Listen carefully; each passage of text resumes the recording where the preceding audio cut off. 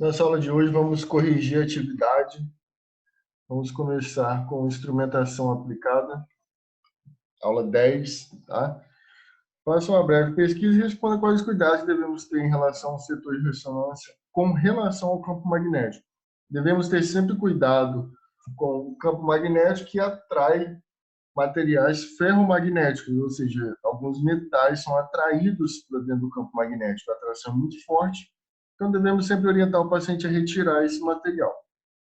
Para que servem as bobinas que são utilizadas na ressonância? Elas servem para emitir uma onda de radiofrequência. Existe também bobina específica para captar essas bobinas, esse sinal que volta do paciente para, para o equipamento. Quais as diferentes formas?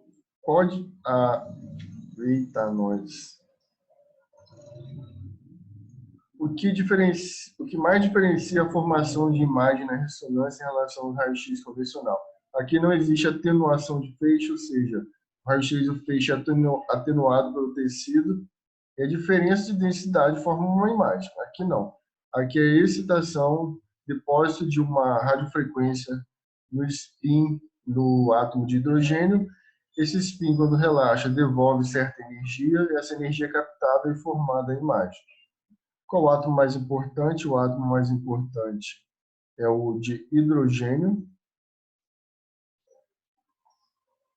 Cite e explique um dos efeitos que o paciente pode sentir ao realizar o exame de ressonância magnética. O principal efeito que a gente mais percebe é a elevação da temperatura corporal do paciente. O paciente entra para fazer o exame, quanto mais longo o tempo for que ele permanecer lá dentro, maior vai ser a temperatura corporal dele. Não vai chegar a queimar o paciente, nem nada do tipo, porém é observada uma elevação da temperatura corporal. Aula 11, radioterapia. O que é radioterapia? É o tratamento de lesões neoplásicas com radiação ionizante. Quais as intenções de tratamento possíveis na radioterapia? Nós temos desde a curativa até a paliativa. Essas são as principais intenções de tratamento. Curativa para curar a doença e paliativa para minimizar alguns efeitos da doença, como a dor, sangramento ou algo do tipo. Qual é o tipo de tratamento que o paciente pode fazer conjunto com a radioterapia? Quimioterapia e cirurgia. Muitas das vezes, 2 ou 3 dessas juntas, seja a radioterapia e a quimio, ou radioterapia, quimioterapia e depois cirurgia, ou em outra ordem, tá? O que é metástase? Metástase é quando tem-se uma primeira lesão cancerígena em determinada área, por exemplo, um câncer de mama, e depois o paciente sofre uma metástase, começa a dar uma outra lesão em outra área do corpo, como muito comum em pacientes com câncer de mama, no cérebro. Fale sobre bracterapia e teleterapia. Teleterapia é radioterapia que nós estávamos falando agora, que utiliza seu equipamento elétrico para gerar radiação ionizante. Já a bracterapia utiliza-se radionuclídeos para poder radionuclídeos naturais que emitem radiação de forma natural, sem necessidade de energia. Ambos são técnicas de tratamento em radioterapia. Aula 12, sobre radioterapia também. Faça um breve resumo da diferença dos componentes do equipamento convencional de radiologia e o equipamento de radioterapia. O equipamento é um pouco similar, mas tem a grande diferença. A grande diferença é são os aquele tubo guia de onda, no qual acelera os elétrons a uma velocidade altíssima.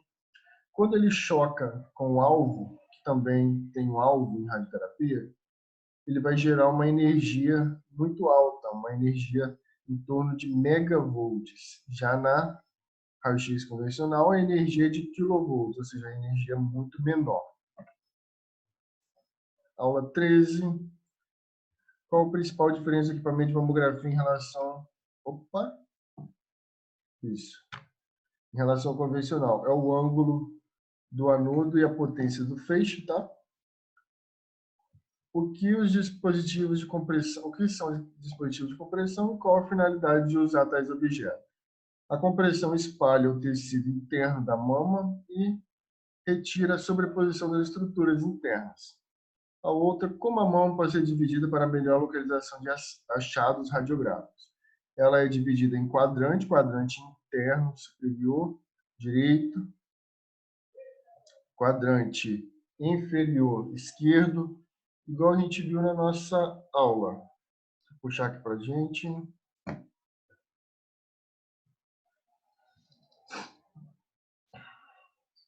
Falando assim, às vezes confunde, então, a gente visualizando, a gente vai lembrar melhor.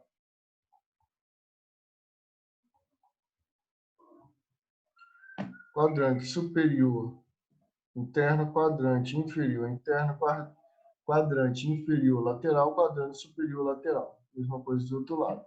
Quadrante superior interno, quadrante inferior interno, quadrante superior lateral, quadrante inferior lateral. Também dividido em relógios, tá? 12, 3, 6, 9, para poder também auxiliar no diagnóstico. Obrigado. Essa foi a nossa correção. Até a próxima aula.